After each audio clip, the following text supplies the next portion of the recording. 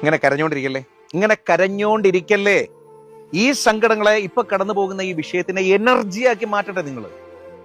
ഞാൻ 5 പോയിന്റ് പറയാം. ഈ 5 പോയിന്റിൽ ഒരു 3 എണ്ണമെങ്കിലും നിങ്ങൾക്ക് ഉറപ്പായിട്ടും ചെയ്യേണ്ട കാര്യമാണെന്ന് സ്വയം മനസ്സിലാക്കിയാൽ മതി. എപ്പോഴാണ് നമുക്കൊരു സ്ട്രഗിൾ വരിക?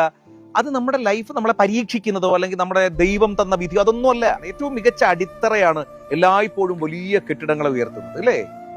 നിങ്ങളുടെ അടിത്തറയാണ് ഇപ്പൊ നിങ്ങൾ കടന്നു പോകുന്ന സങ്കടം.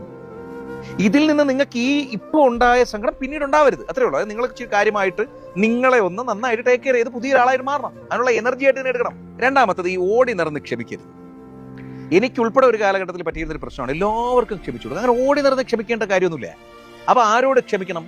ക്ഷമിക്കേണ്ടത് നിങ്ങളോട് ബഹുമാനമുള്ളവരോട് മാത്രമാണ്. കാര്യം എന്താ അറിയോ? നിങ്ങളോട് ബഹുമാനമില്ലാത്ത ഒരാൾക്ക് നിങ്ങൾ ക്ഷമിച്ചു കൊടുക്കുകയാണെങ്കിൽ അയാൾ പിന്നെയും പണിയും. എഴുതി വെച്ചോ, അയാൾ പിന്നെയും പണിയും. നിങ്ങളോട് റെസ്പെക്ട് ഉള്ള ഒരാൾ മാത്രമായിരിക്കും ഒരു അബദ്ധം പറ്റിപ്പോയതുപോലെ നമുക്ക് ക്ഷമിക്കാൻ പറ്റും.